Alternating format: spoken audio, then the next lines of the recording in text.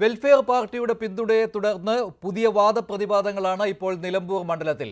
പിന്തുണ PDP LDFിന് നൽകിയതിനെക്കുറിച്ചും വാദപ്രതിവാദങ്ങൾ തുടരുകയാണ്. നയവും നിലപാടും മാറ്റിയാൽ RSS ആയാലും VD സതീശനായാലും കൂടെ കൂട്ടുമെന്നാണ് CPM സംസ്ഥാന സെക്രട്ടറി MV ഗോവിന്ദൻ ന്യൂസ് 18നോട് പറഞ്ഞത്. നിലപാടും രാഷ്ട്രീയവും തന്നെയാണ് പ്രശ്നമെന്നാണ് MV ഗോവിന്ദൻ പറയുന്നത്. അദ്ദേഹത്തിന്റെ വാക്കുകളിലേക്ക്. ജമാഅത്തെ ഇസ്ലാം ഉൾപ്പെടെയുള്ള ഏത് പ്രസ്ഥാനമായാലും അവരുടെ നിലപാട് വർഗീയ നിലപാടിൽ നിന്നും മാറ്റം വരുത്തി ജനാധിപത്യപരവും പുരോഗമനപരമായ നിലപാട് സ്വീകരിക്കുന്ന ആരുമായിട്ടും കൂട്ടുചേരുന്നതിന് ഞങ്ങൾക്ക് പ്രയാസമില്ല. ഞങ്ങൾ നിലപാടാ പ്രശ്നം, നയാ പ്രശ്നം. ഇടതുപക്ഷ ജനാധിപത്യ മുന്നണി എന്ന് പറയുന്നത് നയത്തെ അടിസ്ഥാനപ്പെടുത്തി രൂപപ്പെടുത്തി വളർത്തിയെടുത്തിട്ടുള്ള ഒരു പ്രസ്ഥാനമാണ്, അല്ലാണ്ട് വേറെ ഏതെങ്കിലും രൂപപ്പെട്ട് വന്നതല്ല. കൃത്യമായ നിലപാട് സ്വീകരിക്കണം. ജമാഅത്തെ ഇസ്ലാമി നിലപാട് മാറ്റി വന്നാൽ വേണമെങ്കിൽ അല്ലെ മതരാഷ്ട്രവാദവും വർഗീയതയും അവരുടെ ഏറ്റവും പ്രധാനപ്പെട്ട തൂവൽ തന്നെ അതാണ്. പിന്നെ മാറ്റി വരിക RSSനെ മാറ്റി വരാൻ പറ്റുമോ? ഹിന്ദുത്വ രാഷ്ട്രീയത്തിൽ നിന്ന് വ്യത്യസ്തമായ ഒരു നിലപാട് സ്വീകരിക്കാൻ RSSന് സാധിക്കുന്നുണ്ടോ? അതുപോലെ തന്നെ ജമാഅത്തെ ഇസ്ലാമിന് സാധിക്കുമോ? പിന്നെ വെറുതെ ആവശ്യമില്ലാതെ ചോദ്യം ചോദിക്കുകയാണ്. ഞാൻ ഒരു കാര്യം കൂടി വ്യക്തമാക്കി പറയാം. നയപരമായ കാര്യത്തെ അടിസ്ഥാനപ്പെടുത്തിയിട്ട് മാത്രമേ ഇടതുപക്ഷ ജനാധിപത്യ എനിക്ക് ചോദിക്കാൻ സാധിക്കൂ.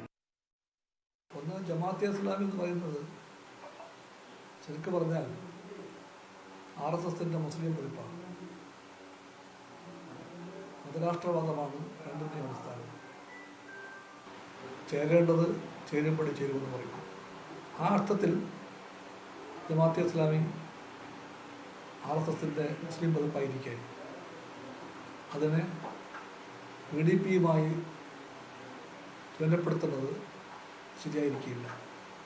തന്നെയുമല്ല, ഞങ്ങൾ പറയുന്ന കാലത്ത് PDP ഇന്നില്ലല്ലോ. ആ PDP ഇല്ല. അതിൻ്റെ തീവ്രവാദ ആശയങ്ങളുടെ സ്വഭാവത്തിന് മാറ്റം വന്നിട്ടുണ്ട്. PDP നിലപാട് മാറ്റി എന്നാണ് LDFിന്റെ വാദം. അതുതന്നെയാണ് ബിനോയ് വിശ്വവും ആവർത്തിക്കുന്നത്. അതുകൊണ്ട് അവരുടെ വോട്ട് വാങ്ങുന്നതിൽ തെറ്റില്ല എന്നാണ് LDF ഇപ്പോൾ പറയുന്നത്. ഇന്നലെ MV ഗോവിന്ദൻ ഇതേ നിലപാടെടുത്തിരുന്നു. ഇന്ന് ബിനോയ് വിശ്വവും ഇതേ നിലപാട് തന്നെയാണ് പറയുന്നത്. അതേസമയം ഇതിന് മറുപടി നൽകുകയാണ് UDFിന്റെ നേതാക്കൾ. ആരുടെ വോട്ടും സ്വീകരിക്കുന്നതിൽ കുഴപ്പമില്ല എന്നാണ് സണ്ണി ജോസഫ് പറഞ്ഞത്. അതേസമയം വെൽഫെയർ പാർട്ടി പിന്തുണ കൊടുത്താൽ CPM സ്വീകരിക്കുമെന്ന് MM ഹസനും പരിഹസിച്ചു.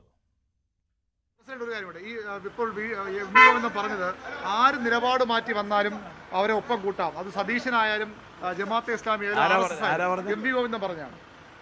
ഗോവിന്ദൻ മാഷ് അവിടെ തന്നെ ഇതില്ല ക്യാമറ. ഗോവിന്ദൻ മാഷ് ആദ്യം AK ശശീന്ദ്രന്റെ നിലപാട് ഒന്ന് തിരുത്തട്ടെ. AK ശശീന്ദ്രന്റെ നിലപാട് ഗോവിന്ദൻ മാഷ് ഉണ്ടോ എന്ന് ആദ്യം വ്യക്തമാക്കട്ടെ.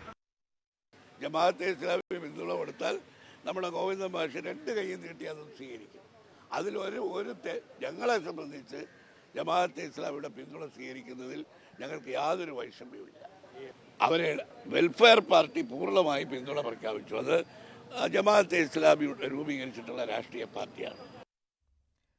ഇതാണ് UDFിന്റെ നിലപാട്. എന്തായാലും ജമാഅത്തെ ഇസ്ലാമിയുടെ രാഷ്ട്രീയ പാർട്ടിയായ വെൽഫെയർ പാർട്ടി UDFിന് പിന്തുണ കൊടുത്തതിനെക്കുറിച്ചുള്ള വാദപ്രതിവാദങ്ങൾ, ആരോപണ പ്രത്യാരോപണങ്ങൾ നിലമ്പൂർ മണ്ഡലത്തിൽ തുടരുകയാണ്. ഇപ്പോൾ രഞ്ജിത്ത് രാമചന്ദ്രൻ ഒപ്പം VV അരുൺ നിലമ്പൂരിൽ നിന്ന് ചേരുകയാണ്. രഞ്ജിത്ത്, ഇന്നും ഇതേ വിഷയം തന്നെയാണല്ലോ നിലമ്പൂരിൽ ഉള്ളത്. ഇതേക്കുറിച്ചുള്ള അഭിപ്രായങ്ങളാണല്ലോ നേതാക്കളുടെ ഭാഗത്തു നിന്നും ഉണ്ടാകുന്നതും. എത്രമാത്രം ന്യായീകരിക്കുവാൻ ഇപ്പോൾ കഴിയുന്നുണ്ട് UDFിനും LDFിനും?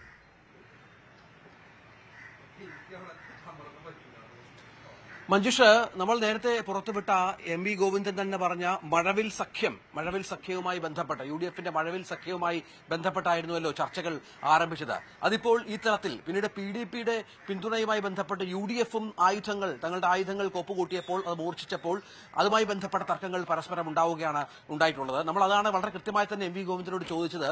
ഈ PDP എന്നു മുതലാണ് നിങ്ങൾക്ക് വർഗീയ പാർട്ടി ആയത് എന്നുള്ളത്? കാരണം നമുക്കറിയാം PDPക്കെതിരെ LDF നടത്തിയ പ്രചരണങ്ങൾ നമുക്കറിയാം. മദനിയുമായി ബന്ധപ്പെട്ട കേസും അത് പിന്നീട് അത് ജയിലിലടച്ച വിഷയങ്ങളൊക്കെ നമുക്കറിയാം. അതിനുശേഷം PDPക്ക് എന്ത് സംഭവിച്ചു എന്ന് സ്പെസിഫിക് ആയിട്ട് തന്നെ MV ഗോവിന്ദനോട് ചോദിച്ചപ്പോൾ അദ്ദേഹം പറഞ്ഞത്, നയങ്ങളും നിലപാടുകളും മാറ്റിയാൽ PDP പഴയ PDP അല്ല, നയങ്ങളും നിലപാടുകളും മാറ്റിയ PDPയാണ് ഇപ്പോൾ സംസ്ഥാനത്ത് പ്രവർത്തിക്കുന്നത്. ആ PDPയുമായി സഹകരിക്കുന്നതിൽ ഞങ്ങൾക്ക് യാതൊരു വിധത്തിലുള്ള പ്രശ്നങ്ങളുമില്ല. അങ്ങനെ നയങ്ങളും നിലപാടുകളും മാറ്റി ആര് വന്നാലും അവരുമായി സഹകരിക്കാം. RSS നയം മാറ്റിയാൽ സഹകരിക്കാനാകുമോ എന്ന് ചോദിച്ചപ്പോൾ അദ്ദേഹം വളരെ പെട്ടെന്ന് പറഞ്ഞത്, അതിനെന്താ RSS അവരുടെ നയങ്ങൾ മാറ്റട്ടെ, പക്ഷെ ഞങ്ങൾ നയങ്ങൾ മാറ്റുന്ന ഒരു സംഘടന അല്ല സതീശനും നിലപാടും നയവും മാറ്റി വന്നാൽ വേണമെങ്കിൽ വി ഡി സതീശനോടും സഹകരിക്കാം എന്നുള്ള രീതിയിലേക്കാണ് കാര്യങ്ങൾ വന്നത് എന്നുള്ളതാണ് അദ്ദേഹത്തിന്റെ കൃത്യമായി അദ്ദേഹം പറഞ്ഞു വെച്ചത്. അതായത് ഈ നിലമ്പൂർ തെരഞ്ഞെടുപ്പുമായി ബന്ധപ്പെട്ട് ഉണ്ടാകുന്ന രാഷ്ട്രീയപരമായ പല വിഷയങ്ങളുണ്ട്, സാമുദായിക സംഘടനകളുമായുള്ള സഹകരണമുണ്ട്, അവർക്ക് പലപ്പോഴും ഈ വിഷയത്തിൽ ഉണ്ടാകുന്ന എതിർപ്പുകളുണ്ട്. ഇന്ന് നമ്മൾ രാവിലെ പുറത്തുവിട്ട ജമാഅത്തെ ഇസ്ലാമി സഹകരണം, വെൽഫെയർ സഹകരണം UDF-ൽ എതിർപ്പുമായി രംഗത്ത് വരുന്ന പശ്ചാത്തലം സമസ്തയിലെ പ്രധാനപ്പെട്ട നേതാക്കളൊക്കെ പറഞ്ഞ സാഹചര്യമുണ്ട്. സമസ്തയ്ക്ക് അതിൽ എതിർപ്പുണ്ട് എന്ന് പറഞ്ഞിരുന്നു. പക്ഷേ അതിനെയൊക്കെ UDF ലീഗ് പ്രത്യേകിച്ച് പാച്ചപ്പ് ചെയ്യാനൊക്കെ ഉദ്ദേശിക്കുന്നുണ്ട്. അതിനിടയിലാണ് നയവും നിലപാടും മാറ്റിയാൽ ആരുമായി സഹകരിക്കാം എന്നുള്ള MV ഗോവിന്ദന്റെ പരാമർശം രാഷ്ട്രീയ കേരളത്തിൽ ചർച്ചയാകുന്നത്. ഇതിനെ തുടർന്ന് BVL-ഉണ്ട്. നേരത്തെ ബിനോയ് വിശ്വവുമായി കണ്ടിരുന്നു. ബിനോയ് വിശ്വം പക്ഷേ ജമാഅത്തെ ഇസ്ലാമി എന്ന രാഷ്ട്രീയ പാർട്ടി RSS പോലെ LDF-മായി ഒരു കാലത്തും സംവദിക്കാനോ സംസാരിക്കാനോ സഹകരിക്കാനോ പറ്റുന്ന ഒരു രാഷ്ട്രീയ പാർട്ടിയല്ല. എത്ര നിലപാട് മാറ്റിയാലും അതുമായി ബന്ധപ്പെട്ട യാതൊരു വ്യത്യാസവും ഉണ്ടാവില്ല LDF-ന് എന്ന് സ്പഷ്ടമായി വ്യക്തമാക്കിയായിരുന്നു. CPM-ന്റെ സംസ്ഥാന സെക്രട്ടറി മുന്നോട്ട് വെക്കുന്ന വാദം വളരെ പ്രസക്തമാണ്. അതായത് നിലപാടുകൾ മാറ്റിയാൽ, നയങ്ങൾ മാറ്റിയാൽ ആരുമായി സഹകരിക്കാം. അതായത് LDF-ന്റെ വാതിൽ അത്തരത്തിലുള്ള ആളുകൾക്ക് തുറന്നു കൊടുക്കുകയാണ് എന്നുള്ള സന്ദേശം കൂടി CPM-ന്റെ സംസ്ഥാന സെക്രട്ടറി നൽകുന്നുണ്ട്. പക്ഷെ അപ്പോഴും സഹകരണം എന്നുള്ളതൊക്കെ LDF കൂട്ടായി തീരുമാനിക്കേണ്ട കാര്യങ്ങളാണ്. അതിൽ എത്രത്തോളം കാര്യങ്ങൾ സംഭവിക്കാം എന്നുള്ളതൊക്കെ കാത്തിരുന്ന് കാണേണ്ടതുണ്ട്. വളരെ പ്രധാനപ്പെട്ട പരാമർശം എന്നുള്ളത് RSS ആയാലും, അതായത് നയം മാറ്റിയത് ഉദാഹരണം അദ്ദേഹം പറഞ്ഞതാണ്, RSS ആയാലും നയം മാറ്റി വന്നാൽ സഹകരിക്കാൻ തടസ്സമില്ല എന്ന് വളരെ ശരിയാണ് രജിത്ത്. അതാണ് PDP നയം മാറ്റി എന്നുള്ള നിലപാടാണ് ഇപ്പോൾ LDF ആവർത്തിച്ചുകൊണ്ടിരിക്കുന്നത്. അതേസമയം ജമാഅത്തെ ഇസ്ലാമി ആ നിലപാടിൽ നിന്ന് മാറ്റം വന്നിട്ടില്ല, ജമാഅത്തെ ഇസ്ലാമിക്ക് ആ നിലപാടിൽ നിന്ന് മാറ്റം വന്നിട്ടില്ല എന്നും LDF സ്ഥാപിക്കാൻ നോക്കുകയാണ്. അതിന് ഒരു ഉദാഹരണമായിരുന്നു ഇന്ന് സ്ഥാനാർത്ഥിയായ M സ്വരാജിന്റെ പ്രതികരണം. UDF-ന്റെയും മുസ്ലിം ലീഗിന്റെയും നയരൂപീകരണം നടത്തുന്നത് ജമാഅത്തെ ഇസ്ലാമിയാണ് എന്നുള്ള ആക്ഷേപമാണ് ഉന്നയിച്ചുകൊണ്ടിരിക്കുന്നത് LDF. ഇതിന് UDF മറുപടി പറയണമെന്നാണ് LDF സ്ഥാനാർത്ഥി M സ്വരാജ് പറഞ്ഞത്. PDP മതരാഷ്ട്രവാദം മുന്നോട്ട് വയ്ക്കുന്നവരാണോ എന്ന് വിമർശനം ഉന്നയിക്കുന്നവർ മറുപടി പറയണമെന്നും സ്വരാജ് പറയുന്നു. അതേസമയം ജമാഅത്തെ ഇസ്ലാമി മതരാഷ്ട്രവാദം ഉന്നയിക്കുന്നവരാണ് എന്നാണ് CPM-ന്റെ നിലപാട്. PDP-യുടെ പിന്തുണയുടെ കാര്യത്തിൽ PDP മതരാഷ്ട്രവാദവും വർഗീയതയും മുൻപോട്ട് വയ്ക്കുന്ന ഒരു വിഭാഗമാണോ എന്ന് വിമർശിക്കുന്നവർ മറുപടി പറയണം. ആണെങ്കിൽ ഞാൻ പറഞ്ഞ വിഭാഗത്തിൻ്റെ വോട്ടുകൾ എന്ന നിലയ്ക്ക് നമുക്ക് ആ നിലപാട് തന്നെ സ്വീകരിക്കാം. മതനിരപേക്ഷ ചേരിയെ ശക്തിപ്പെടുത്തുന്ന രാഷ്ട്രീയ നിലപാട് സ്വീകരിക്കുകയും ചെയ്യുന്നവരാണവർ. അവർക്കാണ് അറിഞ്ഞുകൂടാത്തത്. അതുകൊണ്ട് തന്നെ ഈ സമീപകാലത്തുള്ള എല്ലാ തെരഞ്ഞെടുപ്പിലും അവരുടെ പിന്തുണയും ഇടതുപക്ഷത്തിനായിരുന്നില്ലേ. അതിനു മുൻപ് ഒരു UDF-നെ പിന്തുണച്ചിട്ടുണ്ട്. താൽക്കാലികമായി ഇവിടെ ജനകീയ പ്രശ്നങ്ങൾ ഞങ്ങൾ പറയുമ്പോൾ അതിന് മറുപടി പറയാനില്ലാത്തത് കൊണ്ടും 10 കൊല്ലത്തെ ഭരണത്തിനിടയിൽ ജനങ്ങൾക്കുണ്ടാക്കി കൊടുത്ത നേട്ടങ്ങളെക്കുറിച്ചോ വികസനങ്ങളെക്കുറിച്ചോ ഈ നിലമ്പൂർ മണ്ഡലത്തിലുണ്ടാകുന്ന പ്രയാസങ്ങളെക്കുറിച്ചോ പറയാൻ കഴിയാത്തത് കൊണ്ട് വ്യാജ ആരോപണങ്ങൾ ഉന്നയിക്കുകയാണ്. ബുദ്ധിയുള്ള ഒരു മനുഷ്യനും ഇതൊന്നും സ്വീകരിക്കില്ല. അല്ല, മറ്റെല്ലാവരുടെയും വോട്ട് പോലെ തന്നെ വെൽഫെയർ പാർട്ടിയുടെ വോട്ടിനും പ്രാധാന്യമുണ്ടല്ലോ. വെൽഫെയർ പാർട്ടി നേരത്തെയും UDF-ന്റെ കൂടെ വോട്ട് ചെയ്തിട്ടുണ്ട്. കഴിഞ്ഞ പാർലമെന്റ് തെരഞ്ഞെടുപ്പിൽ UDF-നായിരുന്നു വെൽഫെയർ പാർട്ടിയുടെ പിന്തുണ. കേരളത്തിന് പുറത്ത് ഇന്ത്യ രാജ്യത്താകമാനം അവരുള്ള സ്ഥലത്തൊക്കെ ഇന്ത്യ മുന്നണിക്കാണ് അവർ പിന്തുണ കൊടുത്തത്. അതിനൊരു പ്രത്യേക കാരണം പറഞ്ഞിട്ടുണ്ട്. വ്യക്തമായ നയത്തിന്റെ, ആശയത്തിന്റെ, ലക്ഷ്യത്തിന്റെ അടിസ്ഥാനത്തിലാണ്. ഇതാണ് PMS സലാം ലീഗ് നേതാവിന്റെ മറുപടി വന്നിരിക്കുന്നത്. ഇപ്പോൾ VV അരുൺ കൂടി ചേരുകയാണ് നിലമ്പൂരിൽ നിന്ന്. അരുൺ, സ്വരാജ് പറഞ്ഞതിലുമൊക്കെ കൃത്യമായ രാഷ്ട്രീയമുണ്ട്. നിലമ്പൂരിൽ മുസ്ലിം ലീഗിന്റെ വോട്ടുകൾ ഭിന്നിപ്പിക്കുവാനുള്ള ഒരു നീക്കം ഇതിന് പിന്നിൽ ഉണ്ടല്ലോ. അതാണല്ലോ മതരാഷ്ട്രവാദം വെടിഞ്ഞിട്ടുണ്ടോ ജമാഅത്തെ ഇസ്ലാമി? ഇക്കാര്യം വ്യക്തമാക്കണമെന്ന് CPM ആവശ്യപ്പെടുന്നത്. അതേസമയത്ത് തന്നെ അതിന്റെ അർത്ഥം എന്ന് പറയുന്നത് സമസ്തയിലെ ഒരു വിഭാഗം വോട്ടുകൾ ഭിന്നിപ്പിക്കുക, ഈ ഒരു ലക്ഷ്യം വെച്ചുകൊണ്ട് തന്നെയുള്ള പ്രചാരണമല്ലേ LDF നടത്തിക്കൊണ്ടിരിക്കുന്നത്? തീർച്ചയായിട്ടും അത് മാത്രമാണ് ഇടതുമുന്നണിക്ക് ഇവിടെ ഏറ്റവും അധികം സാധു കൽപ്പിക്കപ്പെടുന്ന ഒരു കാര്യം. കാരണം മുസ്ലിം ലീഗിന് കിട്ടിക്കൊണ്ടിരിക്കുന്ന വോട്ടുകളിൽ ഒരു ഭിന്നിപ്പുണ്ടാകണം. നേരത്തെ ആര്യാടൻ മുഹമ്മദ് മത്സരിക്കുമ്പോൾ ആ വോട്ടുകൾ പൂർണ്ണമായും അവർക്ക് ലഭിച്ചിരുന്നില്ല. അതേ സാഹചര്യം ഇപ്പോഴും ഉണ്ടാകണം. എങ്കിൽ മാത്രമേ ഇവിടെ ഇടതുമുന്നണി സ്ഥാനാർത്ഥിയുടെ സാധ്യതകൾ വർദ്ധിക്കുകയുള്ളൂ. ആ ഒരു രാഷ്ട്രീയം തന്നെയാണ് ഇവിടെ CPM പ്രധാനമായും പയറ്റുന്നത്. ഈ ജമാഅത്തെ ഇസ്ലാമിയുടെ പിന്തുണ വരുമ്പോൾ മുസ്ലിം ലീഗിനൊപ്പം നിൽക്കുന്ന വിഭാഗങ്ങൾ തന്നെ, സമസ്തയിലെ വിഭാഗങ്ങൾ തന്നെ മാറ്റി ചിന്തിക്കും. അതൊരുപക്ഷെ ആ വോട്ടുകൾ ഇടതുമുന്നണിയിലേക്ക്, സ്വരാജിലേക്ക് പോകും, അല്ലെങ്കിൽ അവർ നിശബ്ദരാകും. അതുമല്ലെങ്കിൽ ഒരുപക്ഷെ അൻവറിലേക്ക് പോകും. ഇതെന്ത് സംഭവിച്ചാലും ഗുണം ചെയ്യുക, ആത്യന്തികമായി ഗുണം ചെയ്യുക ഇടതു സ്ഥാനാർത്ഥിക്കാണ്. അതാണ് അവർ ആ ഒരു രാഷ്ട്രീയം കൂടുതൽ ശക്തമായി പറയുന്നത്. അവിടെ അവർക്കൊരു തിരിച്ചടി ഉണ്ടാകുന്നതും പ്രതിസന്ധി ഉണ്ടാക്കുന്നതും PDPയുടെ പിന്തുണയാണ്. PDPയെ സ്വാഭാവികമായും വെള്ളപൂശേണ്ടതും ന്യായീകരിക്കേണ്ട സ്ഥിതിയിലേക്ക് CPM വരുന്നു. അത്രത്തോളം ഗുണം ചെയ്യുന്ന കാര്യത്തിൽ CPM ഇതിന് സംശയമുണ്ട്. കാരണം എത്രയാണ് ഇവിടെ PDPയുടെ വോട്ട് ശക്തി എന്ന കാര്യത്തിൽ CPMന് കാര്യമായ വിലയിരുത്തലുകളില്ല. അധികം വോട്ടൊന്നും അവർക്ക് 1000 താഴെ വോട്ടുണ്ടെങ്കിൽ മാത്രമേ പരമാവധി ഉണ്ടാകൂ എന്നൊരു കണക്കാണുള്ളത്. അതുകൊണ്ട് തന്നെ അത് അവർക്ക് തിരിച്ചടിയാണ്. അതേ സാധ്യത തന്നെയാണ്. പക്ഷേ ജമാഅത്തെ ഇസ്ലാമിയുടെ പിന്തുണ UDF വരുമ്പോൾ അത് ലീഗിനെ വോട്ടുകൾ ഭിന്നിപ്പിക്കും, അത് ഗുണം ചെയ്യുമെന്നൊരു പ്രതീക്ഷയാണ് CPMനും ഇടത് കേന്ദ്രങ്ങൾക്കും ഉള്ളത്. അതാണ് പരമാവധി ആ വിഷയം അവർ പ്രചരിപ്പിക്കാൻ ശ്രമിക്കുന്നത്. സ്വാഭാവികമായും ഇതൊരു ഏറ്റവും പ്രധാനപ്പെട്ട വിഷയമായി കഴിഞ്ഞ 2 ദിവസമായി ഉള്ളത് അതുതന്നെയാണ്. മഞ്ജുഷ ഇവിടെ വന്നു പോകുമ്പോൾ ഒരുപക്ഷെ ആ ഒരു തീവ്രതയിൽ ആ വിഷയം ഇവിടെ ഉന്നയിക്കപ്പെടില്ല. പക്ഷേ മഞ്ജുഷിന്റെ ആ അഭിമുഖത്തോടു കൂടിയ കാര്യങ്ങൾ വീണ്ടും MV ഗോവിന്ദന്റെ നിലപാട് തള്ളിപ്പറയുകയും അതിന് തൊട്ട് മുമ്പ് ജമാഅത്തെ ഇസ്ലാമി പിന്തുണ പ്രഖ്യാപിക്കുകയും ചെയ്തതോടുകൂടിയാണ് വീണ്ടും നിലമ്പൂരിലെ രാഷ്ട്രീയം ആ രീതിയിലേക്ക് മാറുന്നത്. ഇപ്പോൾ ഏറ്റവും ശക്തമായ വിഷയം ഇതുതന്നെയാണ്. അത് എങ്ങനെ ആർക്കൊക്കെ ഗുണമായി മാറും, ആരിലേക്കൊക്കെ വോട്ടുകൾ പോകും, ആരുടെയൊക്കെ വോട്ടുകൾ ചോരുമെന്ന കാര്യമാണ് ഇനിയുള്ള ദിവസങ്ങളിൽ കൂടുതൽ വ്യക്തമാകുന്നത്. ഇപ്പോൾ മറ്റൊരു കാര്യം കൂടിയുള്ളത്, ജമാഅത്തെ ഇസ്ലാമിയുടെ വെൽഫെയർ പാർട്ടി പിന്തുണ UDFന് കിട്ടേണ്ട സുന്നി വിഭാഗം വോട്ടുകളിൽ വലിയ വിള്ളൽ ഉണ്ടാക്കുമെന്നാണ് സമസ്തയിലെ തന്നെ ഒരു വിഭാഗം, അതായത് ലീഗ് വിരുദ്ധർ പറയുന്നത്. കാലങ്ങളായി മുസ്ലിം ലീഗിന് കരുത്തായി നിൽക്കുന്ന EK സുന്നി വിഭാഗത്തിലെ ഭിന്നത UDF വോട്ടുകളെ ബാധിക്കുമെന്നാണ് ഇവർ വാദിക്കുന്നത്. എന്നാൽ ഇത് UDF വിജയത്തെ ബാധിക്കില്ലെന്നാണ് മുസ്ലിം ലീഗിന്റെ വാദം.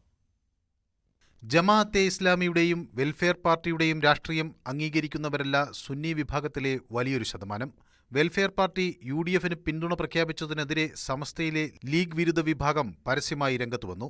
ജമാഅത്തെ ഇസ്ലാമിയേക്കാൾ 10 ഇരട്ടി വോട്ടുകൾ EK AP വിഭാഗം സമസ്തകൾക്ക് ഉണ്ടെന്ന് ഇവർ ചൂണ്ടിക്കാണിക്കുന്നു.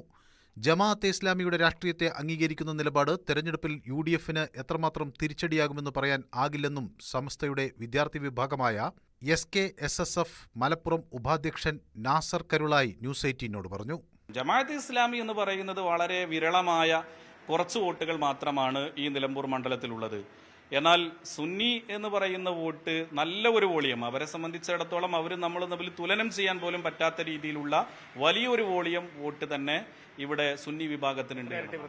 ഏകദേശം ഒരു 25,000-30,000 വോട്ട് ആ ഒരു രൂപത്തിൽ. ഞങ്ങളതിനെ റേഞ്ച് എന്ന് പറയുന്ന രീതിയിലാണ് ശരിക്ക് കാൽക്കുലേറ്റ് ചെയ്ത് പറയാറുള്ളത്. കാലങ്ങളായി ഇടതുപക്ഷത്തിനൊപ്പം നിൽക്കുന്ന AP വിഭാഗം സമസ്തയും ജമാഅത്തെ ഇസ്ലാമിയുടെ രാഷ്ട്രീയത്തെ അംഗീകരിക്കുന്നില്ല. സുന്നി വിഭാഗത്തിലെ വോട്ടുകൾ ജമാഅത്തെ ഇസ്ലാമി പിന്തുണയ്ക്കുന്ന സ്ഥാനാർത്ഥിക്ക് കിട്ടില്ലെന്ന് യുവജന സംഘടന SYSന്റെ നിലമ്പൂർ മേഖലാ പ്രസിഡന്റ് സഫുവാൻ അസ്ഹരിയും പറയുന്നു. വിജയപരാജയങ്ങളെ നിർണ്ണയിക്കാൻ പറ്റുന്ന ശക്തി തന്നെയാണ് നമ്മുടെ ഈ മണ്ഡലത്തിൽ AP വിഭാഗം എന്നതും അതുപോലെ സുന്നികൾ മൊത്തത്തിൽ എല്ലാ വിഭാഗവും. ആ ശക്തി സ്വാഭാവികമായിട്ടും തെരഞ്ഞെടുപ്പിൽ അത് വോട്ട് വീഴുന്നിടത്ത് സ്വാഭാവികമായിട്ട് അതിൻ്റെ പ്രതിഫലനം ഉണ്ടാവും. എന്നാൽ എക്കാലവും ലീഗിനൊപ്പം നിൽക്കുന്ന സാമുദായിക സംഘടനകൾ തെരഞ്ഞെടുപ്പിൽ ഒപ്പം നിൽക്കുമെന്ന് തന്നെയാണ് മുസ്ലിം ലീഗിന്റെ പ്രതീക്ഷ. പിന്തുണ അവരെ സംബന്ധിച്ചിടത്തോളം UDF ജയിക്കണമെന്ന് അവർ ആഗ്രഹിക്കുന്നതുകൊണ്ട് അങ്ങനെയുള്ള ഒരു കാഴ്ചപ്പാടാണ് ഞങ്ങൾ കാണുന്നത്. മുസ്ലിം സംഘടനകൾ എല്ലാവരും ഒരുമിച്ച് നിന്നുകൊണ്ടാണ് പോരാടുക. അതിലിപ്പോൾ ഈ സമയത്ത് നമ്മൾ ആരെയും ഒരു വകതിരിച്ച് കാണേണ്ട ആവശ്യമില്ല എന്നുള്ളതാണ് എനിക്ക് തോന്നുന്നത്. സാമുദായിക സംഘടനകളുടെ നിലപാട് UDFന്റെ വിജയത്തെ തടയില്ലെന്ന് മുസ്ലിം ലീഗ് സംസ്ഥാന ജനറൽ സെക്രട്ടറി PM സലാം വ്യക്തമാക്കി. വെൽഫെയർ പാർട്ടി ഒരു രാഷ്ട്രീയ പാർട്ടിയാണ്. അവർ നിരുപാധികമായി UDFന്റെ രാഷ്ട്രീയ സാഹചര്യം മനസ്സിലാക്കി കണക്കിലെടുത്ത് UDFനെ വിജയിപ്പിക്കാൻ തീരുമാനിക്കുന്നു. അതുകൊണ്ട് മാത്രം വേറെ ആരുടെയെങ്കിലും വോട്ടുകൾ നഷ്ടപ്പെടും എന്നുള്ള ചോദ്യമൊക്കെ അസ്ഥാനത്താണ്. 2000-നും 3000-നും ഇടയിലാണ് വെൽഫെയർ പാർട്ടിയുടെ നിലമ്പൂരിലെ വോട്ടുകൾ.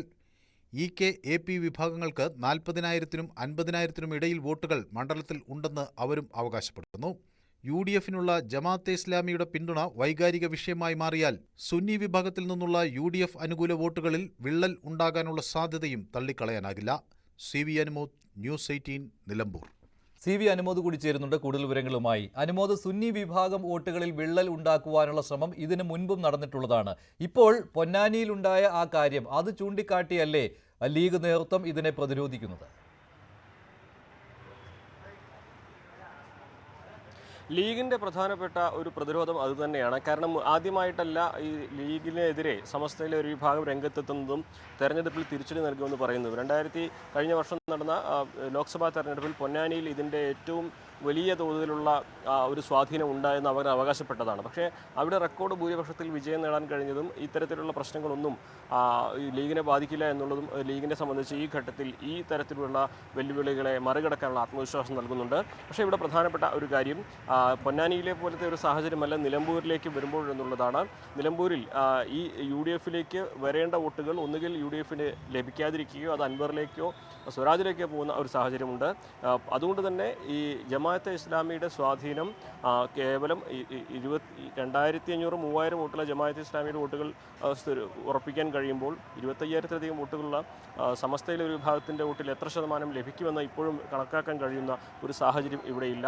അതാണ് ഈ ഘട്ടത്തിൽ തലവേദന ഉണ്ടാക്കുന്ന ഒരു വിഷയമായിട്ട് UDF-ന് മുൻപിൽ വന്നിരിക്കുന്നത്. പക്ഷേ ഇത് മറികടക്കാമെന്ന ലീഗിൻ്റെ ആത്മവിശ്വാസം പ്രധാനമായിട്ടും സമസ്തയിലെ എല്ലാവരും ഇതേ നിലപാട് സ്വീകരിക്കില്ല എന്ന പ്രതീക്ഷ മുൻപിൽ വെച്ച് മാത്രമാണ്. ശരി, CV അനുമോദാണ് വിവരങ്ങൾ നൽകിയത്. സമസ്തയിലെ ഒരു വിഭാഗം വോട്ടുകൾ ലീഗിന് കിട്ടാതിരിക്കുവാനുള്ള തന്ത്രപരമായ ഒരു സമീപനം കൂടി ഇവിടെ നടത്തുന്നുണ്ട് LDF. അത് കണ്ടറിഞ്ഞാണ് UDF-ന്റെ പ്രതിരോധം. മറ്റു വാർത്തകളിലേക്ക്. എറണാകുളം ഉദയം പേരൂരിൽ പാസ്റ്റർമാർ സംഘടിപ്പിച്ച പരിപാടിയിൽ പാകിസ്ഥാന്റെ പതാക ഉപയോഗിച്ചതിൽ മാപ്പ് ചോദിച്ച് സംഘാടകർ. പ്രാർത്ഥനാ ഹാളിൽ പാകിസ്ഥാന്റെ പതാക വന്നതിൽ ജാഗ്രതാ കുറവുണ്ടായെന്നാണ് പാസ്റ്റർ ദീപു ജേക്കബ് ന്യൂസ് 18നോട് പറഞ്ഞത്. കഴിഞ്ഞ ഒരു വർഷമായി വിവിധ രാജ്യങ്ങളുടെ പതാകകൾ പ്രാർത്ഥനാ ഹാളിൽ ഉണ്ടായിരുന്നു. എന്നാൽ ചില വ്യക്തികളാണ് ഇപ്പോഴത്തെ പരാതിക്ക് പിന്നിലെന്നും അദ്ദേഹം പറയുന്നു. ലോകസമാധാനത്തിന് വേണ്ടി നടത്തിയ പ്രാർത്ഥനയിൽ പാകിസ്ഥാന് പുറമെ 20 രാജ്യങ്ങളുടെ പതാകകളുണ്ട്. കഴിഞ്ഞ ഒരു വർഷമായി ഇത് പ്രാർത്ഥനാ ഹാളിലുള്ളതാണ്. എന്നാൽ ഇപ്പോഴത്തെ സാഹചര്യം പാകിസ്ഥാൻ പതാകകൾ ഉപയോഗിക്കാൻ പറ്റിയതല്ല, അത് അശ്രദ്ധ മൂലമുണ്ടായതാണ്. അറിവില്ലായ്മ കൊണ്ട് പറ്റിയതാണ്, ക്ഷമിക്കണമെന്ന് വന്നവരോടെല്ലാം ഞാൻ വളരെ ആത്മാർത്ഥമായിട്ട് തന്നെ പറഞ്ഞെങ്കിലും പോലീസുകാരുൾപ്പെടെയുള്ളവർ അത് അത്ര വലിയ ഒരു വിഷയമായിട്ട് പോലീസിൻ്റെ ഭാഗത്തുനിന്ന് വളരെ നല്ലൊരു സമീപനം നമുക്കുണ്ടായത്. ജീസസ് ജനറേഷൻ എന്ന പ്രാർത്ഥനാ കൂട്ടായ്മ നയിക്കുന്ന ഓഡിറ്റോറിയം ഉടമ കൂടിയായ ദിബു ജേക്കബിനെതിരെയാണ് നിലവിൽ പോലീസ് കേസെടുത്തിട്ടുള്ളത്. ഓഡിറ്റോറിയത്തിൽ നിന്ന് പതാക കസ്റ്റഡിയിലെടുത്തു. BJP എറണാകുളം ജില്ലാ സെക്രട്ടറി ശ്രീകുട്ടൻ നൽകിയ പരാതിയിലാണ് നടപടികൾ. ചില വ്യക്തികളുടെ താല്പര്യം മാത്രമാണ് പരാതിക്ക് പിന്നിലെന്നാണ് പാസ്റ്റർ ദിബു പറയുന്നത്. പ്രത്യേകിച്ചൊരു വിഭാഗത്തിൻ്റെതായ ഒരു പ്രേരണ അതിൻ്റെ അകത്തില്ല. ചില വ്യക്തികളുടെ താല്പര്യം ഉണ്ടായോ എന്ന് ചെറിയ മാത്രം എനിക്ക്. മതസ്പർദ്ധയ്ക്കും കലാപാഹനത്തിനുമാണ് കേസെടുത്തിരിക്കുന്നത്. പാകിസ്ഥാൻ പതാക പൊതുസ്ഥലത്ത് പ്രദർശിപ്പിച്ച് ആരാധന നടത്തിയെന്നാണ് FIR. പാകിസ്ഥാന്റെ കൊടി പ്രദർശിപ്പിച്ചു എന്ന് മാത്രമല്ല, ഇന്ത്യൻ പതാകയോട് സംഘാടകർ അനാദരവ് കാണിച്ചെന്നും ആരോപണമുണ്ട്. പരിപാടിക്ക് ശേഷം ഇന്ത്യൻ പതാക ശുചിമുറിയുടെ പരിസരത്തേക്ക് കൂട്ടിയിട്ടെന്നും പരാതിയിൽ പറയുന്നു. പോലീസ് സ്റ്റേഷനിൽ നേരിട്ട് ഹാജരാകാനും സംഘാടകരോട് പോലീസ് ആവശ്യപ്പെട്ടിട്ടുണ്ട്. ന്യൂസ് 18 കൊച്ചി. മാസപ്പടി കേസിൽ CBI അന്വേഷണത്തെ എതിർത്ത് വീണ വിജയന്റെ മറുപടി സത്യവാങ്മൂലം. മുഖ്യമന്ത്രിയുടെ മകളായതിനാലാണ് തന്നെ കേസിൽപ്പെടുത്തുന്നത്. എക്സാലോജിക് ബിനാമി കമ്പനി അല്ലെന്നും സാമ്പത്തിക ഇടപാടുകൾ സുതാര്യമാണെന്നും വീണ നൽകിയ സത്യവാങ്മൂലത്തിൽ പറയുന്നുണ്ട്. CMRL എക്സാലോജിക് കേസിൽ CBI അന്വേഷണം വേണ്ടെന്നാണ് മുഖ്യമന്ത്രിയുടെ മകൾ വീണ ഹൈക്കോടതിയിൽ സമർപ്പിച്ച മറുപടി സത്യവാങ്മൂലത്തിലൂടെ ആവശ്യമുന്നയിച്ചത്. മാധ്യമപ്രവർത്തകൻ MR അജയൻ നൽകിയ പൊതുതാൽപര്യ ഹർജിയിലാണ് മാസപ്പടി കേസിൽ CBI അന്വേഷണ ആവശ്യം ഉന്നയിച്ചിരുന്നത്. എല്ലാ ആക്ഷേപങ്ങൾക്കും SFIOയ്ക്ക് മുന്നിൽ മറുപടി നൽകിയിരുന്നതാണെന്നും സമാന്തര നിയമ നടപടികൾക്ക് ഹൈക്കോടതി അനുമതി നൽകരുതെന്നും സത്യവാങ്മൂലത്തിൽ ആവശ്യമുന്നയിച്ചിട്ടുണ്ട്. അതേസമയം മുഖ്യമന്ത്രിയുടെ മകളായതിനാലാണ് തന്നെ കേസിൽപ്പെടുത്തുന്നതെന്നും ബോധപൂർവം മോശക്കാരിയാക്കാൻ ശ്രമിക്കുന്നുവെന്നും വീണ സത്യവാങ്മൂലത്തിൽ വ്യക്തമാക്കി. എക്സാലോജിക്ക് ബിനാമി കമ്പനിയല്ല. എക്സാലോജിക്കിന്റെ സാമ്പത്തിക ഇടപാടുകൾ സുതാര്യമാണ്. ഇതേ ആരോപണങ്ങൾ തന്നെ വിജിലൻസ് അന്വേഷണം ആവശ്യപ്പെട്ടുള്ള ഹർജിയിൽ ഉന്നയിച്ചിരുന്നതാണ്. എന്നാൽ ആരോപണങ്ങൾക്ക് അടിസ്ഥാനമില്ലെന്ന് ഹൈക്കോടതി നിരീക്ഷിച്ചിരുന്നു. ആ ഹർജികളെല്ലാം കോടതി തള്ളിയിരുന്നതുമാണ്. CMRL എക്സാലോജിക് കരാർ വഴി CMRLന് എന്ത് നേട്ടമാണ് ഉണ്ടായിരുന്നതെന്നും ഹർജിയിൽ വ്യക്തതയില്ല. മാത്രമല്ല, ഈ പരാതിയിൽ സിവിൽ വ്യാപാര നിയമങ്ങളാണ് ബാധകമാവുക. പൊതുതാൽപര്യ ഹർജിയിലൂടെ ഇക്കാര്യം പരിഗണിക്കാനാകില്ലെന്നും വീണ വ്യക്തമാക്കുന്നു. ആരോപണങ്ങൾക്ക് പിന്നിൽ രാഷ്ട്രീയ ലക്ഷ്യമാണെന്നും വനിതാ പ്രൊഫഷണലുകളെ ഇടിച്ചു താഴ്ത്താനാണ് ആക്ഷേപം ഉയർത്തുന്നതെന്നും വീണ ആരോപിക്കുന്നു. പണം സുരക്ഷിതമായി സൂക്ഷിക്കാനുള്ള കൊട്ടാരമാണ് AKG സെന്റർ എന്ന വാദം ഹർജിക്കാരന്റെ ഭാവനാസൃഷ്ടി മാത്രമാണെന്നും സത്യവാങ്മൂലത്തിൽ സൂചിപ്പിച്ചിട്ടുണ്ട്. കഴിഞ്ഞ ദിവസം മാസപ്പടി കേസിൽ CBI അന്വേഷണം ആവശ്യമില്ലെന്ന് മുഖ്യമന്ത്രിയും മറുപടി സത്യവാങ്മൂലം സമർപ്പിച്ചിരുന്നു. ന്യൂസ് 18 കൊച്ചി.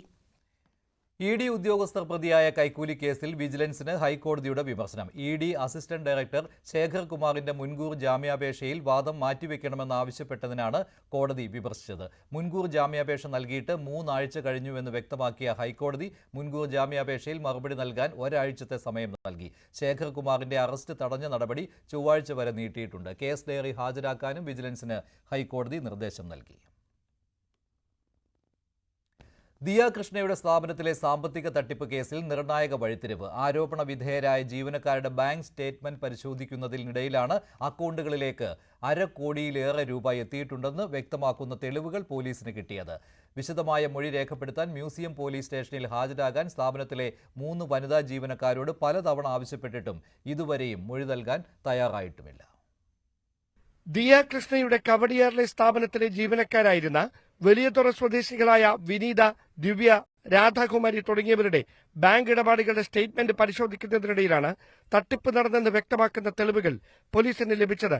2024 ജൂലൈ മുതലുള്ള 11 മാസത്തിനിടെ മൂവരുടെയും ബാങ്ക് അക്കൗണ്ടുകളിലൂടെ 66 ലക്ഷം രൂപയുടെ സാമ്പത്തിക ഇടപാടുകൾ നടന്നെന്ന് വ്യക്തമാക്കുന്ന തെളിവുകളാണ് അന്വേഷണ സംഘം കണ്ടെടുത്തത്. 1 വർഷത്തിനിടെ മൂവർക്കും ലഭിച്ച ശമ്പളത്തിന്റെ തുകയും ഇതിൽ ഉൾപ്പെട്ടിരിക്കുന്നതിനാൽ QR കോഡ് ഉപയോഗിച്ച് എത്ര രൂപ വീതം ഓരോരുത്തരും സ്വന്തം അക്കൗണ്ടുകളിലേക്ക് മാറ്റിയിട്ടുണ്ടെന്ന് കണ്ടെത്താൻ പരിശോധന തുടരുകയാണ്. അതേസമയം നടൻ കൃഷ്ണകുമാറിനെതിരെ ഗുരുതരമായ ആരോപണങ്ങൾ ഉന്നയിച്ച് മ്യൂസിയം പോലീസ് രജിസ്റ്റർ ചെയ്ത കൌണ്ടർ കേസിൽ വിശദമായ മൊഴി രേഖപ്പെടുത്തുന്നതിനായി സ്റ്റേഷനിൽ ഹാജരാകാൻ പലതവണ ആവശ്യപ്പെട്ടിട്ടും പരാതിക്കാരിൽ 2 പേർ ഇതുവരെയും സ്റ്റേഷനിലെത്തി മൊഴി നൽകിയിട്ടില്ല. ഇവരെ അന്വേഷിച്ച് വലിയതുറയിലെ വീടുകളിൽ പോലീസ് സംഘം എത്തിയെങ്കിലും കണ്ടെത്താനായില്ല. ഇവരുടെ മൊബൈൽ ഫോണുകളിൽ ബന്ധപ്പെടുമ്പോഴും പ്രതികരണം ഉണ്ടാകുന്നില്ലെന്നാണ് പോലീസ് നൽകുന്ന വിവരം. പണം തട്ടിയെടുത്തെന്ന് ദിയയുടെ സഹോദരി അഹാനയ്ക്ക് മുമ്പിൽ കുറ്റസമ്മതം നടത്തുന്ന ആരോപണ വിധേയരുടെ ദൃശ്യങ്ങൾ പുറത്തുവന്നതോടെ ഇവർ മറ്റെവിടേക്കോ മുങ്ങിയതാകാമെന്നാണ് പോലീസിന്റെ വിലയിരുത്തൽ. ഡാൻ കുര്യൻ, ന്യൂസ് 18, തിരുവനന്തപുരം. തിരുവനന്തപുരം ശ്രീചിത്ര ആശുപത്രിയിൽ ശസ്ത്രക്രിയാ ഉപകരണങ്ങൾ കിട്ടാത്തതിനെ തുടർന്നുണ്ടായ പ്രതിസന്ധിക്ക് പരിഹാരമായി അമൃത് ഫാർമസി വഴിയാണ് കാത്ത് ലാബിലേക്ക് ആവശ്യമായ ഉപകരണങ്ങൾ എത്തിച്ചത്. മുടക്കം വന്ന ശസ്ത്രക്രിയകൾ മുൻഗണനാക്രമത്തിൽ ഈ ആഴ്ച തന്നെ പൂർത്തിയാക്കുമെന്നാണ് അധികൃതർ പറയുന്നത്. ശ്രീചിത്ര ഇൻസ്റ്റിറ്റ്യൂട്ടിൽ ശസ്ത്രക്രിയാ ഉപകരണങ്ങൾ ലഭ്യമാക്കുന്നതിനുള്ള കരാർ HLL-മായി കഴിഞ്ഞ ദിവസം നടത്തിയ ചർച്ചയിലാണ് ധാരണയിലായത്. 2023 മുതൽ ടെൻഡർ വ്യവസ്ഥയിൽ സ്വകാര്യ കമ്പനിയായിരുന്നു ശസ്ത്രക്രിയാ ഉപകരണങ്ങൾ ശ്രീചിത്രയ്ക്ക് കൈമാറിയിരുന്നത്.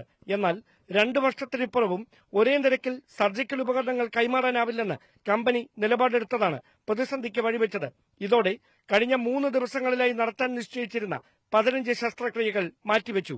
നടപടി വിവാദമായതോടെ കേന്ദ്രമന്ത്രി സുരേഷ് ഗോപിയുടെ സാന്നിധ്യത്തിൽ കഴിഞ്ഞ ദിവസം ശ്രീചിത്ര ഇൻസ്റ്റിറ്റ്യൂട്ടിൽ ചേർന്ന അടിയന്തര യോഗത്തിലാണ് പ്രശ്നപരിഹാരത്തിന് വഴിതെളിഞ്ഞത്. അമൃത് ഫാർമസി വഴിയാണ് ആവശ്യമായ ശസ്ത്രക്രിയാ ഉപകരണങ്ങൾ ശ്രീചിത്രയിൽ എത്തിച്ചിരിക്കുന്നത്. കമ്പനികളുമായി നേരിട്ട് കരാറിലേർപ്പെടുന്ന മുൻ രീതിക്ക് പകരം HLL-നെ ഇടനിലക്കാരാക്കി സ്റ്റെന്റ് ഉൾപ്പെടെയുള്ള ശസ്ത്രക്രിയാ ഉപകരണങ്ങൾ ലഭ്യമാക്കുന്നതിനാണ് ധാരണ. അതേസമയം ഇടനിലക്കാരെ നിയോഗിച്ചതിലൂടെ കുറഞ്ഞ നിരക്കിൽ ശസ്ത്രക്രിയാ ഉപകരണങ്ങൾ ലഭ്യമാക്കുക ഇനി വെല്ലുവിളിയാകും. ഉപകരണങ്ങൾ ലഭ്യമാകാഞ്ഞതിനെ തുടർന്ന് മുടക്കം വന്ന ശസ്ത്രക്രിയകൾ മുൻഗണനാക്രമത്തിൽ ഈ ആഴ്ച തന്നെ പൂർത്തിയാക്കാനാകുമെന്ന വിലയിരുത്തലിലാണ് അധികൃതർ. അതേസമയം ആശുപത്രി പരിസരത്ത് കഴിഞ്ഞ ദിവസമുണ്ടായ അപ്രതീക്ഷിത പ്രതിഷേധങ്ങൾ കണക്കിലെടുത്ത് ശ്രീചിത്ര ഇൻസ്റ്റിറ്റ്യൂട്ടിന് പോലീസ് സുരക്ഷ ഏർപ്പെടുത്തിയിരിക്കുകയാണ്. ന്യൂസ് 18, തിരുവനന്തപുരം. കൊച്ചി സാങ്കേതിക സർവകലാശാല വൈസ് ചാൻസലറായിരുന്ന ഡോക്ടർ സിസ തോമസിന് പെൻഷൻ ഉൾപ്പെടെയുള്ള ആനുകൂല്യങ്ങൾ സർക്കാർ അനുവദിച്ചു. 2 ആഴ്ചയ്ക്കുള്ളിൽ എല്ലാ ആനുകൂല്യങ്ങളും സിസ തോമസിന് നൽകണമെന്ന ഹൈക്കോടതി ഉത്തരവിനെ തുടർന്നാണ് സർക്കാരിന്റെ ഉത്തരവ്. സിസ തോമസിന്റെ 2 വർഷത്തെ വിരമിക്കൽ ആനുകൂല്യങ്ങൾ സർക്കാർ തടഞ്ഞുവെച്ചിരുന്നു. കോഴിക്കോട് തീരത്ത് തീപിടിച്ച കപ്പൽ കടലിലേക്ക് കൂടുതൽ ചെരിയുകയാണ്. കണ്ടെയ്നറുകൾ പലതും പൊട്ടിത്തെറിക്കുന്നതും കപ്പലിന്റെ രക്ഷാപ്രവർത്തനത്തിന് തടസ്സമാകുന്നുണ്ട്. കപ്പലിലെ തീ നിയന്ത്രണ വിധേയമാക്കാൻ സാധിച്ചെങ്കിലും പുക ഉയരുന്നുണ്ട്. അതേസമയം കപ്പൽ അപകടം വിലയിരുത്താൻ ഇന്ന് ഉന്നതതല യോഗം ചേരും. കപ്പലിലെ തീ നിയന്ത്രണ വിധേയമായി എന്നുള്ള വിവരങ്ങളാണ് ലഭിക്കുന്നത്. അതേസമയം പുക ഉയരുന്നുണ്ട്. ശക്തമായ പുകയാണ് ഉയർന്നുകൊണ്ടിരിക്കുന്നത്. എന്നിരുന്നാൽ പോലും കപ്പലിൽ ഇപ്പോഴും കണ്ടെയ്നറുകൾ ബാക്കിയുള്ളതിനാൽ അത് തീപിടിക്കാനുള്ള സാധ്യത ഏറെ ഉള്ളതിനാലും രക്ഷാപ്രവർത്തനത്തെ ദുഷ്കരമായി ബാധിക്കുന്ന ഒരു സാഹചര്യമുണ്ട്. കപ്പലിലെ കണ്ടെയ്നറുകൾ പൊട്ടിത്തെറിച്ച് പല കണ്ടെയ്നറുകളും കടലിലേക്ക് വീഴുന്ന സാഹചര്യം ഉണ്ടായിട്ടുണ്ട്. ഇതിന് തന്നെയാണ് അതായത് കടലിലേക്ക് 25 കണ്ടെയ്നറുകൾ വീണിട്ടുണ്ടെന്നുള്ള വിവരമാണ് ലഭിക്കുന്നത്. ഈ കണ്ടെയ്നറുകൾ തീരത്തേക്ക് അടിയുന്നത് തടുക്കുന്നതിന് സാൽവേജ് ടീമിനെ നിയോഗിച്ചിട്ടുണ്ട്. അവർക്ക് വേണ്ട നിർദ്ദേശങ്ങൾ ഈ ഇന്ത്യൻ കോസ്റ്റ് ഗാർഡ് അതുമായി ബന്ധപ്പെട്ടുള്ള നിർദ്ദേശങ്ങൾ നൽകിയിട്ടുണ്ട്. ഇത് മാത്രമല്ല നേവിയുടെ കപ്പലുകൾ അതുപോലെ കോസ്റ്റ് ഗാർഡിൻ്റെ കപ്പലുകൾ ഇത്തരം 5 കപ്പലുകളാണ് ഇന്ത്യൻ കോസ്റ്റ് ഗാർഡിൻ്റെ കപ്പലുകൾ കപ്പലുമായി ബന്ധപ്പെട്ടുള്ള ഭാഗങ്ങളിലായിട്ടുള്ളത്. അതുപോലെ നേവിയുടെ INS സത്ലജ് അതുപോലെ INS സൂരത്ത് എന്നീ 2 കപ്പലുകളും ഇതുമായി ബന്ധപ്പെട്ടുള്ള നിരീക്ഷണത്തിലാണ്. അതേസമയം കപ്പലിൽ ഇപ്പോൾ നിയന്ത്രണം ആയിട്ടുണ്ട് തീയെന്നാണ് മനസ്സിലാക്കാൻ, നിയന്ത്രിക്കാൻ കഴിയുന്ന സാഹചര്യത്തിലേക്ക് ആയിട്ടുണ്ട് എന്നാണ്. പക്ഷേ ഈ പറയുന്നത് പോലെ ജ്വലനക്ഷമമായിട്ടുള്ള പല ദ്രാവകങ്ങൾ അതുപോലെ മറ്റ് ഖരവസ്തുക്കൾ ഒക്കെ കണ്ടെയ്നറിലുള്ള ഒരു സാഹചര്യത്തിൽ അത് വീണ്ടും ആപത്തിലേക്ക് നയിക്കുമോ അല്ലെങ്കിൽ കൂടുതൽ ദുഷ്കരമാക്കുന്ന ഒരു സാഹചര്യത്തിലേക്ക് നയിക്കുമോ എന്നുള്ള ഒരു സാഹചര്യം കൂടി കണക്കിലെടുക്കണം. രക്ഷാപ്രവർത്തനം കൂടുതൽ ഊർജിതമാക്കണമെങ്കിൽ എന്നുള്ള വിവരമാണ് ലഭിക്കുന്നത്. കപ്പലപകടത്തിൽ പരിക്കേറ്റ് മംഗളൂരുവിലെ ആശുപത്രിയിൽ ചികിത്സയിൽ കഴിയുന്ന ഒരാളുടെ നില അതീവ ഗുരുതരമായി തുടരുന്നു. 40% പൊള്ളലേറ്റ ചൈനീസ് പൗരനാണ് ഗുരുതരാവസ്ഥയിലുള്ളത്. ICUവിൽ കഴിയുന്ന ഇന്തോനേഷ്യൻ പൗരന്റെ ആരോഗ്യനിലയിൽ പുരോഗതിയുണ്ട്. 6 പേരാണ് ചികിത്സയിൽ കഴിയുന്നത്. ഒരാളെ ഇന്ന് ഹോട്ടലിലേക്ക് മാറ്റും. ക്യാപ്റ്റൻ ഉൾപ്പെടെ 12 പേരാണ് ഹോട്ടലിൽ ഉള്ളത്. രാജ്യത്ത് കോവിഡ് രോഗികൾ 7000-ലേക്ക് അടുക്കുകയാണ്. ഇതുവരെ 6815 ആക്റ്റീവ് കേസുകളാണ് രാജ്യത്ത് റിപ്പോർട്ട് ചെയ്തിരിക്കുന്നത്. കഴിഞ്ഞ 24 മണിക്കൂറിൽ 3 കോവിഡ് മരണങ്ങളും റിപ്പോർട്ട് ചെയ്തു. കേരളത്തിൽ സജീവ കോവിഡ് കേസുകൾ 2000 കടന്നിരിക്കുകയാണ്. 24 മണിക്കൂറിനിടെ കേരളത്തിൽ 1 കോവിഡ് മരണം റിപ്പോർട്ട് ചെയ്തു. 79 വയസ്സുകാരനാണ് കോവിഡ് ബാധിച്ച് മരിച്ചത്. ഡൽഹിയിലും ഝാർഖണ്ഡിലും ഓരോ മരണം റിപ്പോർട്ട് ചെയ്തു. ഒറ്റ ദിവസം കൊണ്ട് കൂടുതൽ കേസുകളുടെ വർധനവുണ്ടായത് കർണാടകത്തിലും ഗുജറാത്തിലുമാണെന്നും കണക്കുകൾ സൂചിപ്പിക്കുന്നു. 2 സംസ്ഥാനങ്ങളിലും 100-ലധികം രോഗികളുടെ വർധനവാണ് രേഖപ്പെടുത്തിയത്. ആലപ്പുഴ ചെന്നിത്തല നവോദയ വിദ്യാലയത്തിലെ വിദ്യാർത്ഥിക്ക് റാഗിങ്ങിനിടെ ക്രൂരമർദ്ദനം. കട്ടച്ചിറ സ്വദേശിയായ 8ാം ക്ലാസ് വിദ്യാർത്ഥിക്കാണ് മർദ്ദനമേറ്റത്. അടിയേറ്റ കുട്ടി ബോധരഹിതനായി വീണതായി പിതാവ് പറഞ്ഞു. സംഭവത്തിൽ 6+1 വിദ്യാർത്ഥികളെ സസ്പെൻഡ് ചെയ്തു. 11ാം ക്ലാസ്സിൽ ഒരു ചേട്ടൻ എൻ്റെ കാരണം തടിച്ചു. എന്നിട്ട് എന്നെ നടുക്കത്തെ ഒരു ബെഡിൽ കൊണ്ടുപോയിട്ട് കുറേ പുറത്തും വയറ്റത്തും കാരണത്തൊക്കെ അടിച്ചു. എന്നിട്ട് ഞാൻ അവിടെ ചെന്ന സമയത്ത് വേറെ എൻ്റെ ക്ലാസ്സിൽ തന്നെ 6-7 പിള്ളേരുണ്ടായിരുന്നു. തിങ്കളാഴ്ച രാത്രി 10:30 കട്ടച്ചിറ സ്വദേശിയായ 13 വയസ്സുകാരനാണ് സീനിയർ വിദ്യാർത്ഥികളിൽ നിന്ന് മർദ്ദനമേറ്റത്. UP വിഭാഗത്തിൽ നിന്നും ഹൈസ്കൂൾ വിഭാഗം ഹോസ്റ്റലിലേക്ക് പുതിയതായി എത്തിയതായിരുന്നു മർദ്ദനമേറ്റ കുട്ടി. 10ാം ക്ലാസ് വിദ്യാർത്ഥി എത്തി +1 വിദ്യാർത്ഥികളുടെ അടുത്തേക്ക് പരാതിക്കാരനായ കുട്ടിയെ കൂട്ടിക്കൊണ്ടുപോവുകയായിരുന്നു. തുടർന്ന് സഹവിദ്യാർത്ഥിയുമായി ഒരുമിച്ചൊരു കട്ടിൽ കിടന്ന വിവരങ്ങൾ തിരക്കി കുട്ടിയെ കളിയാക്കി. ഇതിനുശേഷം മുഖത്തും നെഞ്ചിലുമടക്കം മർദ്ദിക്കുകയായിരുന്നുവെന്ന് കുട്ടിയുടെ പിതാവ് പറയുന്നു. മുഖത്ത് അടിയേറ്റ് ബോധരഹിതനായി വീണെങ്കിലും പിറ്റേ ദിവസം മാത്രമാണ് സ്കൂൾ അധികൃതർ രക്ഷകർത്താക്കളെ വിവരമറിയിക്കുന്നത്. എൻ്റെ മോനെ അടിച്ചു ബോധം കെടുത്തി ഒരു 3, 4, 5 പേരോട് ഏറ്റവും ലാസ്റ്റ് ഇവനെ പൊക്കിയെടുത്ത് അവൻ്റെ ഹോസ്റ്റൽ റൂമിൽ കൊണ്ടുവന്ന് വെക്കുകയും പിന്നെ അത് കൂടാതെ പിന്നെ മറ്റുള്ള കുട്ടികളെയും ശരിക്കും ഉപദ്രവിച്ചു. മൊത്തോളം 7 പേരെയാണ് ഇവർ ഉപദ്രവിച്ചത്. വൈദ്യപരിശോധനകൾക്ക് ശേഷം പിതാവും കുട്ടിയും മാന്നാർ പോലീസിൽ റാഗിങ്ങിനെ സംബന്ധിച്ച് മൊഴി നൽകി. 6 വിദ്യാർത്ഥികളെ സംഭവ ദിവസം രാത്രി തന്നെ സസ്പെൻഡ് ചെയ്തതായി സ്കൂൾ അധികൃതർ കുടുംബത്തെ അറിയിച്ചു. കൂടുതൽ വിദ്യാർത്ഥികളെ റാഗിങ്ങിന് ഇരയാക്കിയിട്ടുണ്ടെന്നും മർദ്ദിച്ചിട്ടുണ്ടെന്നുമാണ് രക്ഷകർത്താക്കളുടെ ആരോപണം. ന്യൂസ് 18 ആലപ്പുഴ. ഇടവേളയ്ക്ക് ശേഷം സകലമാന കേരളം ആര്യ ചേരും.